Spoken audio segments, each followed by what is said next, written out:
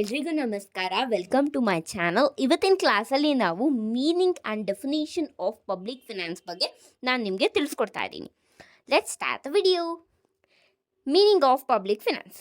Public finance deals with income and expenditure of central, state and local government. ಈ public finance ಅಂದರೆ ಸಾರ್ವಜನಿಕ ಹಣಕಾಸು ಅಂತ ಅಂದರೆ ರಾಜ್ಯ ಆಗಿರ್ಬೋದು, ಕೇಂದ್ರ ಸರ್ಕಾರ, ರಾಜ್ಯ ಸರ್ಕಾರ ಅಥವಾ ಸ್ಥಳೀಯ ಸರ್ಕಾರ ಏನಿದೆ, ಇದರ ಆದಾಯ ಮತ್ತು ವೆಚ್ಚದ ನಡುವೆ ಅವ್ರು ಏನು ಮಾಡ್ತಾರೆ ಅದ್ರ ಬಗ್ಗೆ ನಾವು ಏನು ಮಾಡ್ತೀವಿ, ವ್ಯವಹರಿಸ್ತೀವಿ ಅಲ್ವಾ. ಸೊ ಇದನ್ನೇನಂತ ಕರಿತೀವಿ, ಪಬ್ಲಿಕ್ ಫಿನಾನ್ಸ್ ಅಂತ ಹೇಳಿ ಕರಿತೀವಿ. ಪಬ್ಲಿಕ್ ಫಿನಾನ್ಸ್ ಅಂದರೆ ಇನ್ನೊಂದು ಮೀನಿಂಗ್ ಹೇಳ್ತಾ ಇದ್ದೀನಿ. Public finance is concerned with how government raise and spend money so that the desirable effect can be achieved.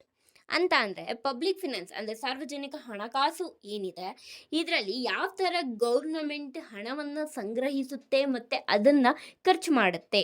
So ಅದರಿಂದ ಏನು ಮಾಡ್ಬೋದು, ಅವರು ಅಪೇಕ್ಷೆ ಮಾಡಿರ್ತಕ್ಕಂಥ ಪರಿಣಾಮವನ್ನು ಅವರು ಸಾಧಿಸ್ತಾರೆ. ಪಬ್ಲಿಕ್ ಫಿನಾನ್ಸ್ ಅಂತ ಹೇಳಿ ಕರಿತೀವಿ. Then let's move on to the definition of public finance.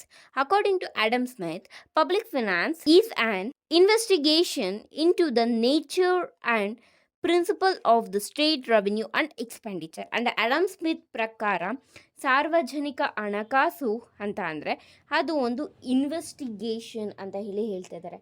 ಇನ್ವೆಸ್ಟಿಗೇಷನ್ನ ಮಾಡ್ತೀವಿ ಅದ್ರ ಬಗ್ಗೆ, ಸ್ಟೇಟ್ ರೆವೆನ್ಯೂ ಮತ್ತು ಎಕ್ಸ್ಪೆಂಡಿಚರು, ಅದರ ನೇಚರ್ ಹೇಗಿದೆ ಆ್ಯಂಡ್ ಅದರ ಪ್ರಿನ್ಸಿಪಲ್. ನೇಚರ್ ಅಂದರೆ ಅದರ ಸ್ವರೂಪ ಮತ್ತು ಅದರ ತತ್ವ ಹೇಗಿದೆ ಅನ್ನೋದ್ರ ಬಗ್ಗೆ ನಾವು ಇಲ್ಲೇನು ಮಾಡ್ತೀವಿ, ಇನ್ವೆಸ್ಟಿಗೇಷನ್ ಮಾಡ್ತೀವಿ, ತನಿಖೆ ಮಾಡ್ತೀವಿ.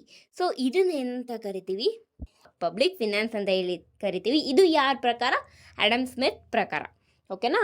ಸೊ ನಿಮಗೆ ನನ್ನ ವಿಡಿಯೋ ಇಷ್ಟ ಆಗಿದ್ದರೆ ಲೈಕ್ ಮಾಡಿ, ಕಮೆಂಟ್ ಮಾಡಿ ಆ್ಯಂಡ್ ಸಬ್ಸ್ಕ್ರೈಬ್ ಆಗೋದನ್ನು ಮಾತ್ರ ಪ್ಲೀಸ್ ಮರಿಬೇಡಿ. Thank you all. Have a nice day.